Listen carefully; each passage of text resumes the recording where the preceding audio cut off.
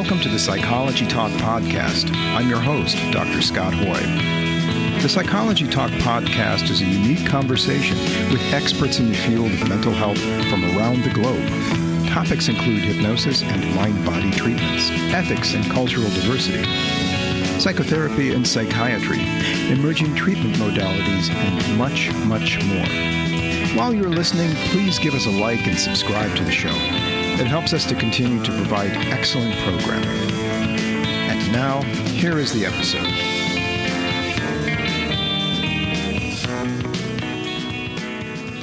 Hello, everyone, and welcome. Today, my guest is Dr. Karyne Messina.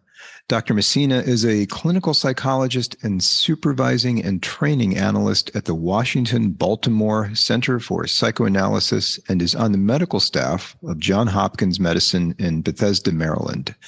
She maintains a full-time practice in Chevy Chase, Maryland. Dr. Messina is the author of several books, including Misogyny, Projective Identification, and Mentalization, and Aftermath, Healing from the Trump Presidency. Today, she's here to discuss the psychoanalytic concept of projective identification and how it plays out in current American politics. Dr. Messina, welcome back to the Psychology Talk Podcast.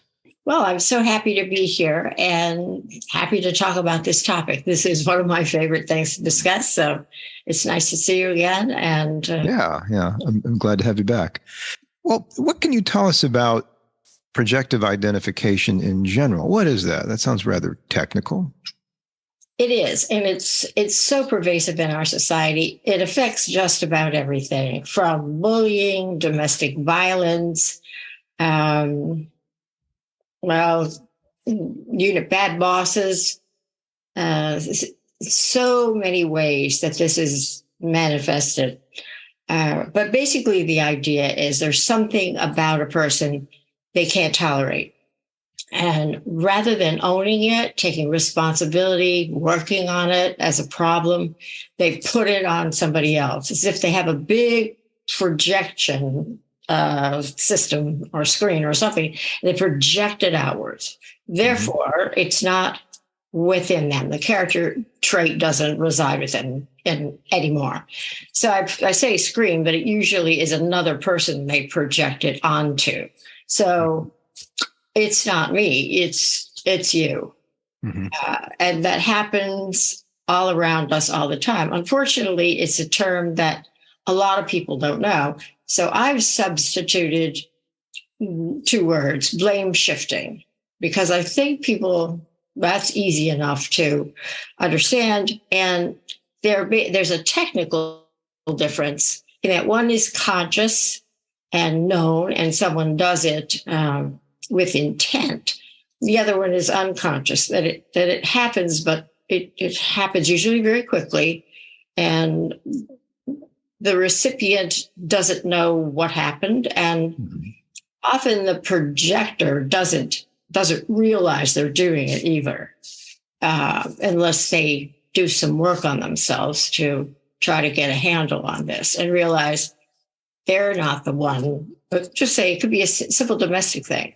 They complain about a spouse leaving the kitchen a mess. But if they do some self-reflection, they realize, well, actually, maybe the partner did all the cooking and they didn't lift a finger, and they have something to do with this. So that's not the political scene, but just a little example of it. It's something that someone doesn't like about themselves and wants to get rid of. So puts it on another person. Okay. Well, and so do you think that blame shifting is basically synonymous with projective identification, and that in both of those terms, they can be consciously mitigated or unconsciously reactive?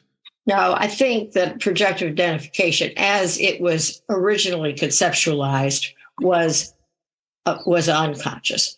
Most of the time when psychoanalysts talk about it, they talk about the unconscious defense mechanism. All defense mechanisms are unconscious. Mm-hmm. But I believe some behavior is done with intention. People know they're doing it. Like bullies on the playground. I mean, it gets complicated, or bullies in politics. Mm-hmm. Bullies have been bullied previously, but who likes to be the recipient of a bully or a bully's attacks? Nobody. So how do you get rid of that feeling of shame or embarrassment or feeling small, feeling worthless? If somebody is accusing you and saying you're nothing, one way to do it is to put that on someone else. So that's probably done intentionally, but Mm-hmm. if it goes way back to the playground when the big kid bullied you, it may just be an automatic response. So there is a difference. Mm-hmm. And so blame shifting isn't necessarily like you're saying blame shifting. I think most politicians use the technique of blame shifting, whether or not they have nefarious intentions or good intentions. Right? I mean, so it's kind of like a political maneuver. It's very much so. Like it's usually you're given probably a dichotomous choice, at least in this country. That seems to be like everything else is left out. Green Party, the Socialist Party, the Libertarians, whatever. You're probably not going to see them too pronounced within the media and a lot of the other two parties are not going to be blame shifting on those folks, but on the opposing potential other winner, right? And it's a zero sum game. So you do anything you can to win. And part of that would be just maybe even making up stuff altogether or, assuming causation rather than correlation, like for a bad turn in the economy. You could blame Biden or you could blame Trump or you could blame Obama or Bush or whomever, right? It probably has very little to do with the fact that they're sitting in the Oval Office at the time. Right. It's probably more like has to do with the markets and a lot of other, the greater economic and ecological picture. The Fed chair. Right. Yeah. So it's just technically what people do to win in politics, but it can be used to very negative effect, I assume. Absolutely. I think maybe Mar-a-Lago, that scenario might be a good example. How so? So Trump takes papers. He takes documents from the White House. People aren't supposed to take things from the White House, but he takes these things and decides that he has a right to have them. I believe every president has left, or at least on record, they've left everything because they believe these things belong to the American people. But Trump decides that it belongs to him. These things belong to him. So he takes these things. The FBI come and confiscate these things because they want to give them back to the American people, stored in the National Archives, but they don't. They belong to the people. But Trump, of course, doesn't have any responsibility. He didn't say, "I'm sorry. Oh my goodness, I didn't mean to." It's just no. They're mine. They're my papers. Forget what people will say in the Constitution, right? In any other place, in any other law, statute, whatever. He had a right to them because he decided.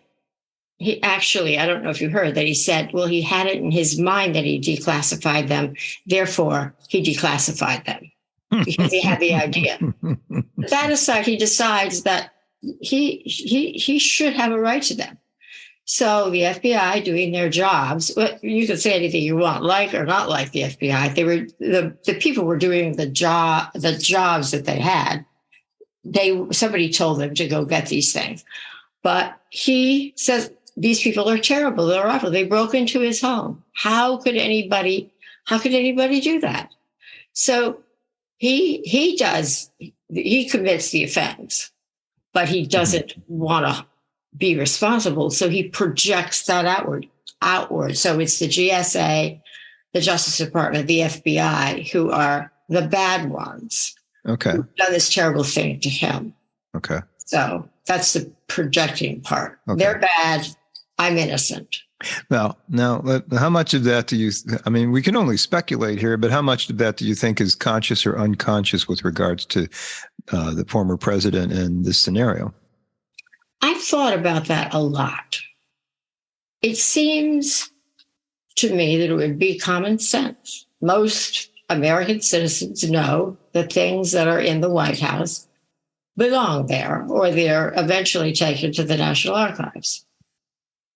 I think that's probably a part of American history someplace along the line. It might start in civics in, I don't know, the 7th or 8th grade. Okay. I don't think people in America, in other countries, maybe people have a right to take things with them, but in America, they don't. So does he know that? Did he miss that? Did he not have 8th grade civics? That's a little hard to believe. There are other things about Trump that I think he does that might be, they might be unconscious things, but this one is hard. It's hard to believe. Okay. So you think it's pretty conscious and maybe even kind of like, I'll do whatever I want. And I want this, I want that. And, I don't know what he was, I could sell this information to a foreign operator or something. Or it's a kind of snub your nose to the system. I can do whatever I want. Come and get it. Maybe. I think both are possible. And could he think he has a right to these things? That's a possibility too. I mean, if we look at narcissism, narcissists believe that they have a right to things, that they can do what they want, particularly malignant narcissists. They think that they can do and say what they wish to do and say, and that's okay. They want people to give them attention, and they are always right.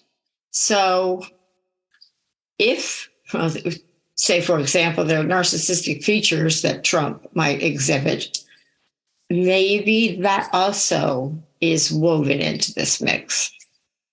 Yeah. Okay. So it's hard to parse it out, which is which, but yeah, you feel like it's his MO does seem to be that kind of projective identification all the time. Right? All the time. Especially now that he's in the spotlight. I'm sure he did it when he wasn't a famous reality star or Oval Office reality star. And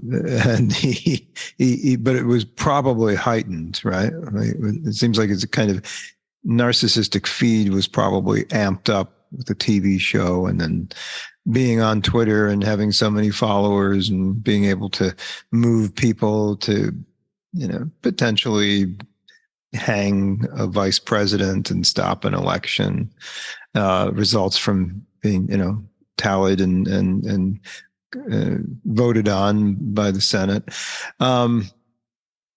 Okay. So we kind of, I guess we've kind of established that we both think that Trump is narcissistic, and we did talk about that in great detail in the other episode, and other people too, like Putin and other world leaders, has kind of moved towards populism, right? As things become more uncertain for people, or they become economically uncertain, especially, people feel they have little power, so they might prop up the big man, the man in the big house, so to speak. But is there anything else, like the projective identification? How else does that play out in the political sphere, other than the two instances we kind of talked about, like just general political discourse or lack of it, and this thing at Mar-a-Lago? Well, if I could just add something to, it could be a negative consequence of this. Now, we could say, what are the negative consequences here? Okay, it's a legal battle. It's not good that he took these papers. We have them back now. It's a negative thing. Did anybody really get hurt from it? Maybe not, except that there's another term, and it's really, I think it's morphing into a psychological term, but it started out of being probability, a term that had to do with probability, meaning that it suggests that it's very likely that something will happen, but it can't be predicted when or where it will happen. And this now applies to a situation like this. It's called stochastic terrorism. Hmm. And it's maybe another way of saying, or another way of saying that is rabble rousing with a specific negative ending. So what's an example? I mean, I think I know what you're getting at, but yeah, what is that? So stochastic terrorism. Okay, so there is an example with Mar-a-Lago. So there's rabble rousing. There's maybe a rally. Trump goes to the rally and he says, this is terrible. I don't know if there was a rally about this, but we'll say if there were one. So this is terrible. Look what these people have done to me. He did make these statements. These people, the FBI robbed me. They came to my home. Look what they destroyed part of my home. And I think there were pictures where there were things on the floor as if things were strewn around the room. And they did all of this damage to me. And I'm such a good person. And I don't know. I mean, this is terrible. Something should be done. I don't know, that FBI, they're getting out of hand. You never know what the Justice Department is going to do next.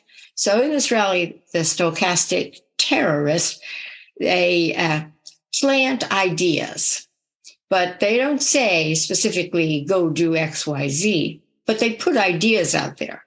And then a follower, somebody in the crowd, gets the idea of defending the person.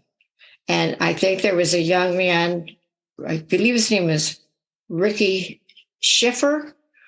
He went to Cincinnati, or maybe he was in Cincinnati. He went to the FBI compound, and his plan was to overtake it.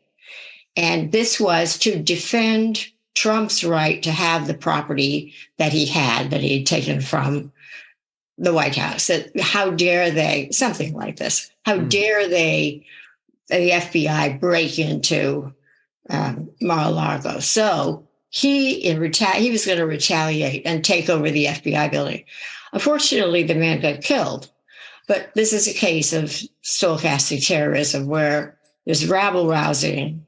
Some fan, cult member, however you want to characterize the person, who was innocent, goes out on behalf of this person and the leader and does something. And that person is, in this case, the person died, but sometimes they're charged, convicted, penalized. And this has happened before at Trump rallies. Yeah.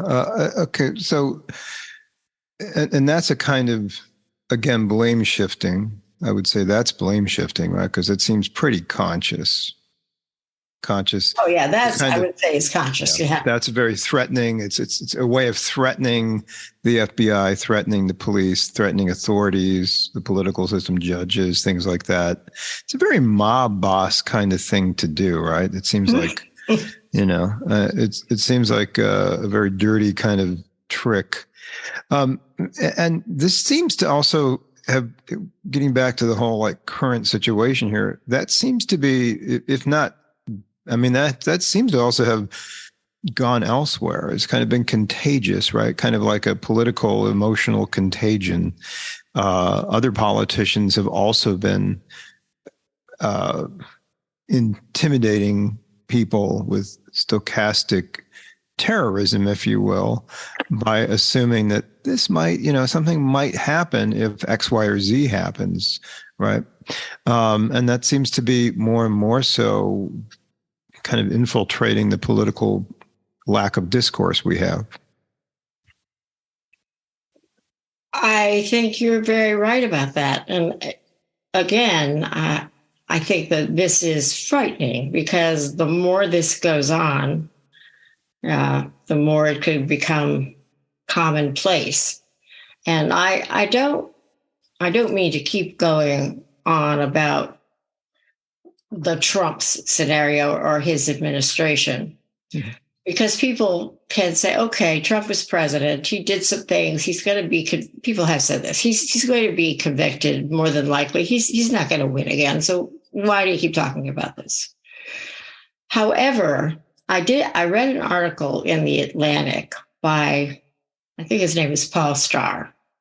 And he talked about a political science professor at Emory who says that he's figured out, he's got a formula. I'm not sure what it is. I think his name is Abramovich. And he believes that Trump has a 50% chance of winning in 2024. So what Starr talks about is the irreversibility of some things in our country, I guess in our world, because there's global warming involved, some things that will not be reversed if he wins in 2024. He said it's a different ballgame than 2016, which I've also thought too. I've been thinking about the pervasiveness of lying and how I don't know how we're going to, it seems to be the new normal now. I don't know how we're going to change society again so that people really honor the truth and that the truth matters. I mean, social media has really led to a lot of lying, false information passing, that people say whatever they say, a lot of things just to get a reaction, and people stay engaged longer if there's negativity. And people who create all these algorithms know that. That's how they sell more advertising. If you stay on longer, you're likely to purchase something. So that's part of the social media mix. But there's a lot of lack of truthfulness in all of that as well. So how do we change society back? It's kind of, in a way, to values we had at one time. I mean, it certainly wasn't perfect, but. Well, certainly. I think that a lot of what we're talking about here is driven by social media. Right. By the Absolutely. media, right? The media and social media now is just, if not completely, it's not necessarily completely subsumed by the gatekeepers of the media, but it's pretty much, if you see something on Twitter, if you're still on there, or if you see something on the Washington Post and the New York Times, it's going to be, your favorite podcaster is probably going to be talking about it. It's basically they're controlling what you're hearing in some way, right? The gatekeepers. The same thing happened in like the early to mid 2000s. There was a movement to allow, because I'm also a musician, and one of my permutations, my incarnations this lifetime, there was a movement to have people sort of produce their own recordings and sell them online.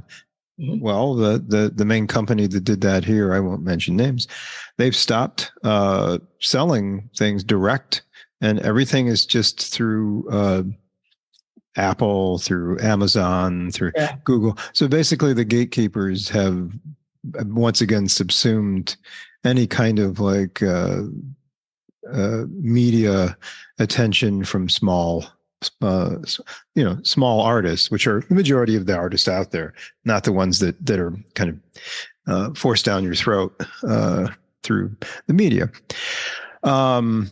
And I think the same thing has happened with social media. It started out as a means to communicate. Now it's just a means to manipulate. Absolutely. That's very well put. I like that. May I borrow that sometime? I'll give you credit for it. Sure. I don't know how you'd reference it. You have to figure out the next number 8 of the APA style guide or something. Yeah.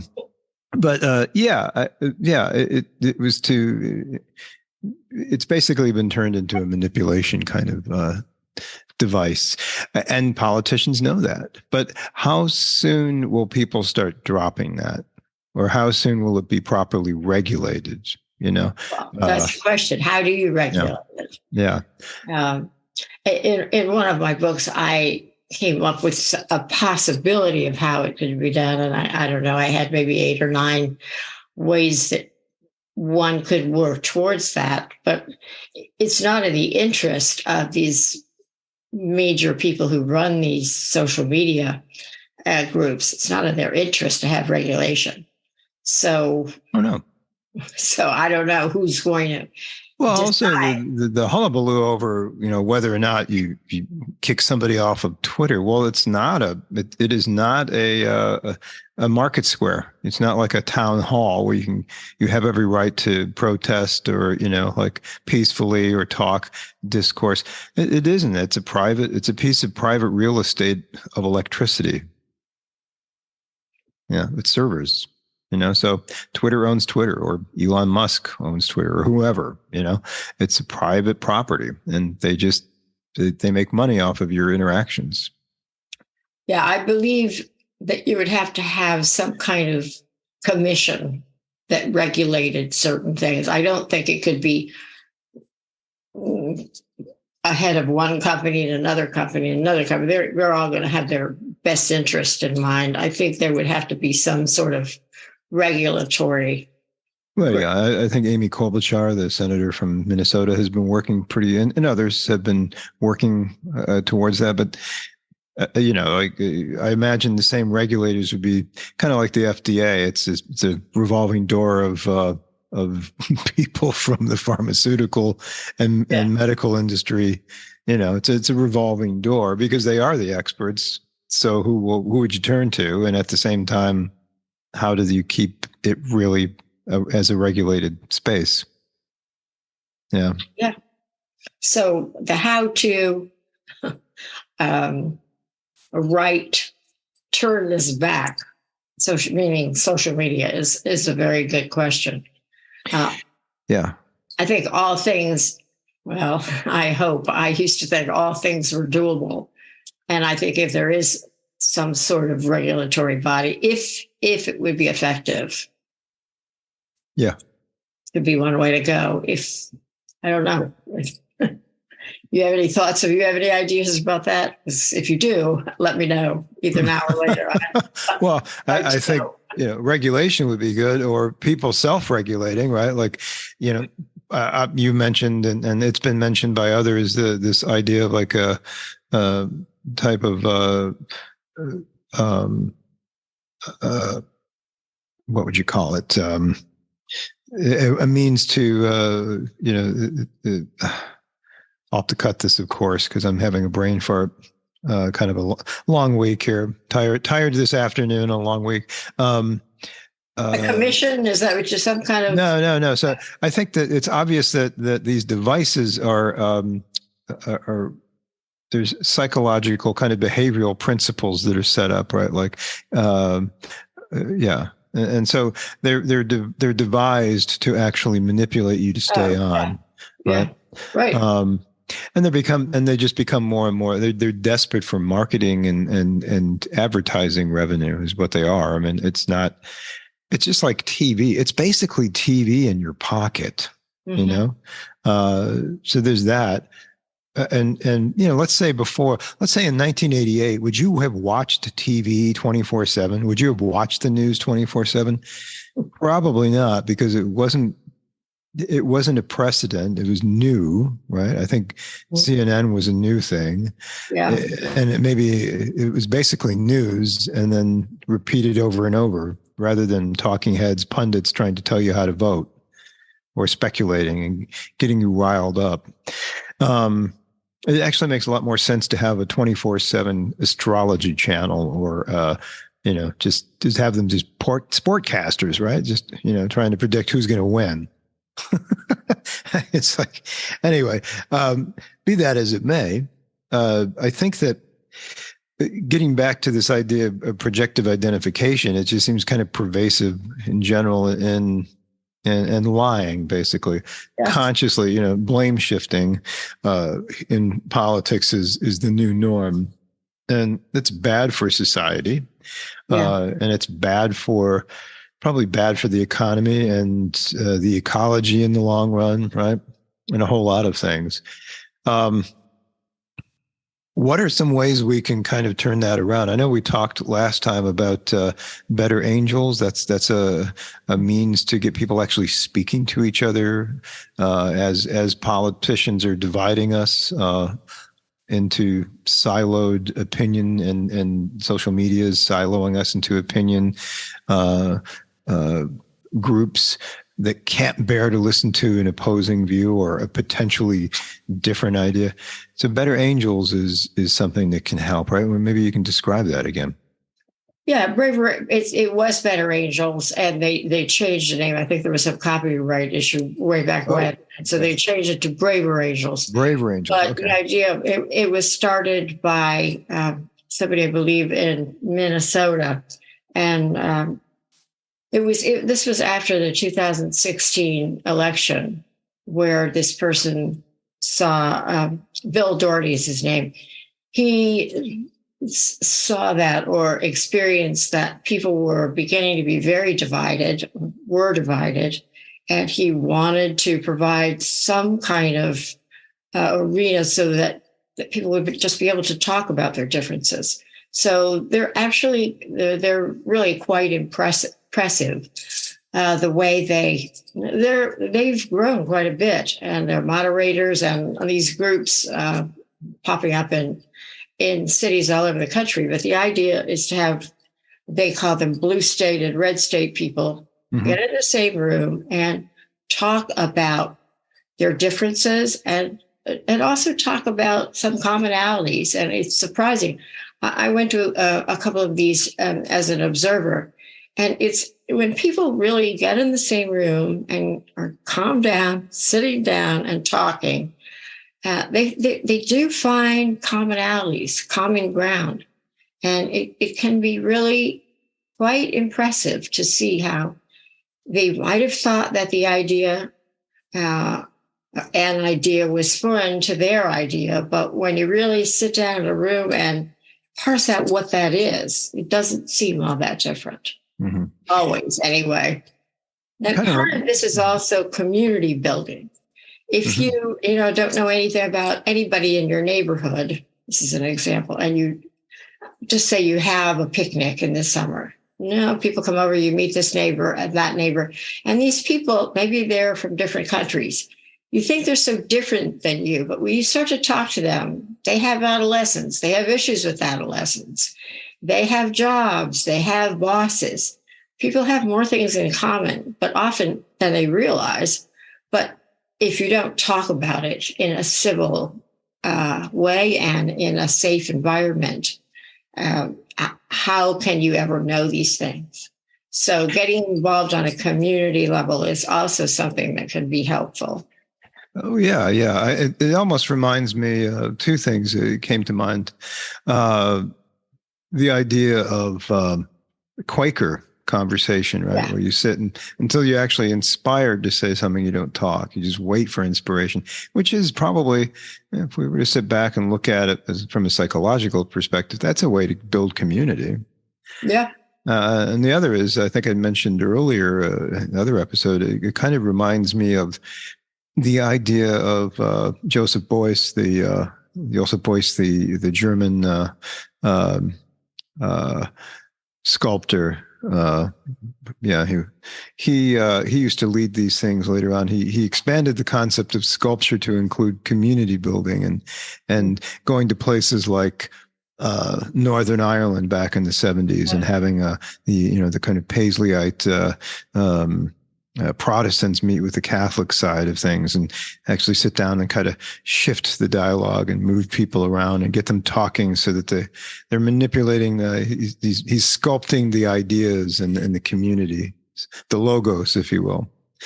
Yeah. So this is super important. And I think that so many people are caught up in like projective identification, for instance, or wearing personas rather than just sitting and being, Yeah. So part of what we're talking about, of course, as you've mentioned before, is mentalization.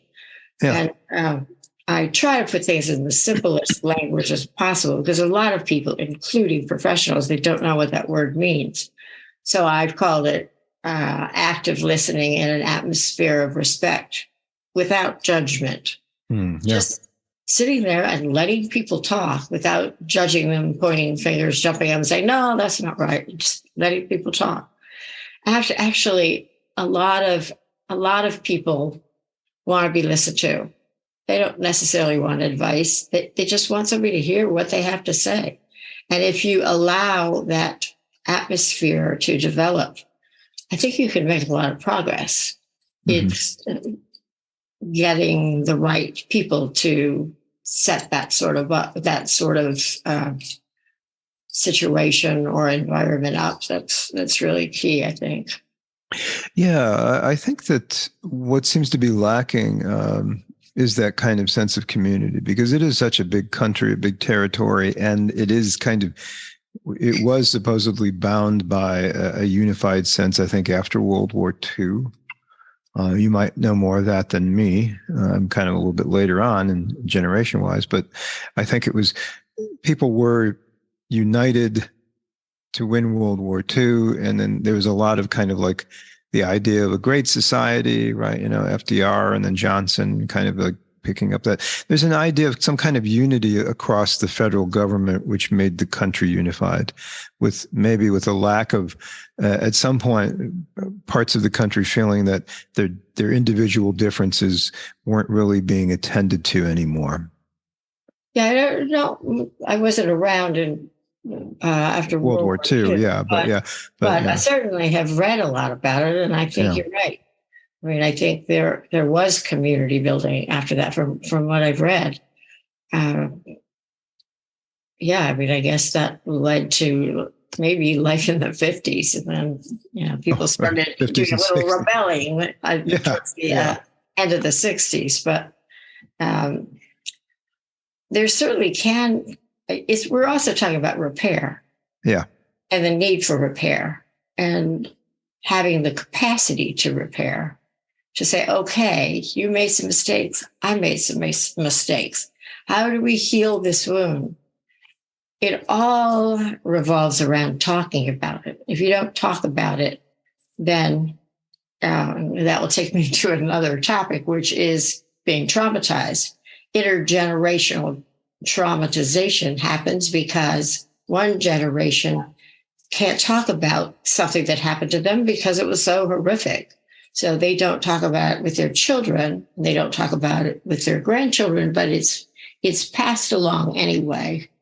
Some people think the trauma there's a genetic link, but even for sure, we know there's a psychological link. If you know something, if let's say grandparents were in the Holocaust and in other areas in Eastern Europe, there were some pretty horrific things that happened around, I think, 1918, where people were treated terribly. Anyway, if those people don't talk to their children and they don't talk to their grandchildren, the grandchildren are traumatized by it. So, I mean, obviously being in a family, when something's wrong, whether it's spoken or whether it isn't. So it goes back to things that we teach children, or it sounds so simplistic, but it's so important. Let's use your words. Yeah.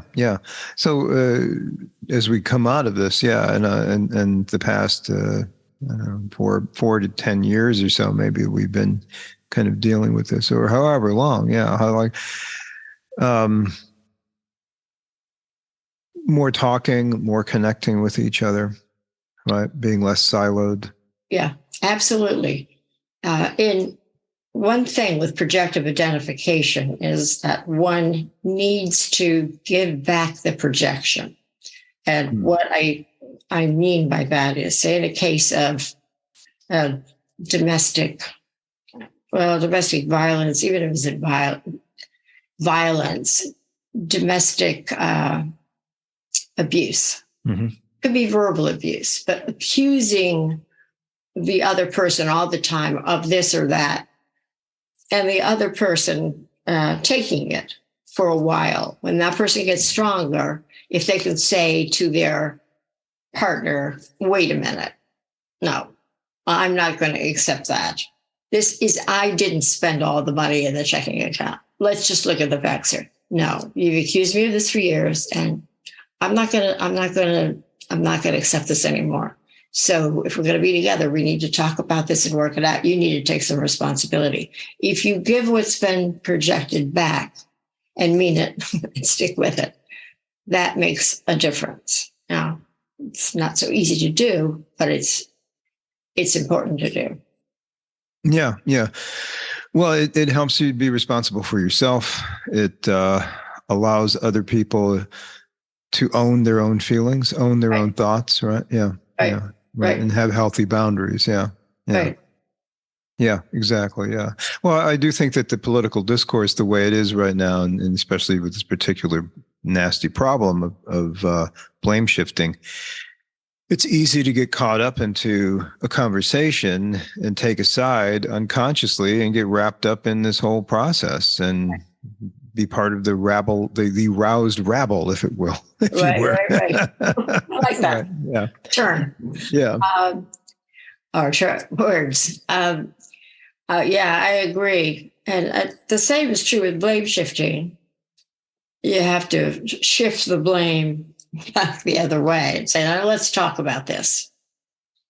Who really did this? Let's have a conversation about it. Not to point fingers, but let's get something straight. I don't think I was the one who left the kitchen, if we're just talking about a domestic situation, in a state of disarray. Let's just think about what actually happened.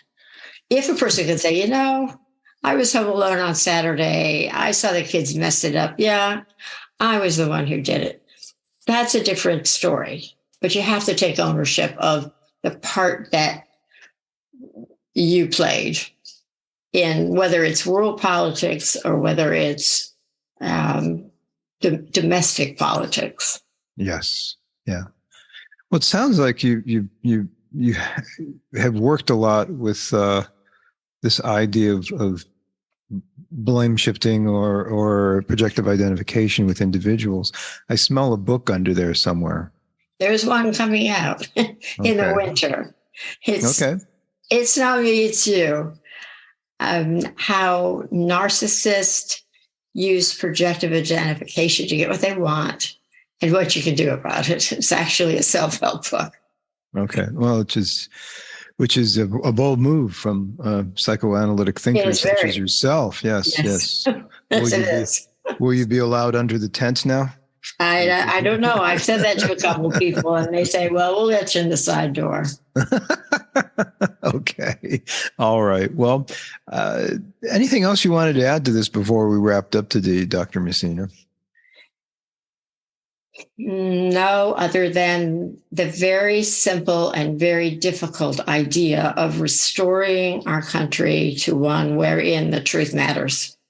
And I'll just add something Barack Obama said recently when he was campaigning in the midterm election, which is, why would you believe someone who lies? What happens when truth doesn't matter anymore? Democracy as we know it may not survive. Wow. Okay.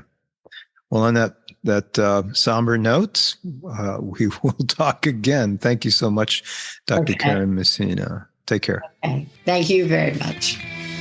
Bye-bye.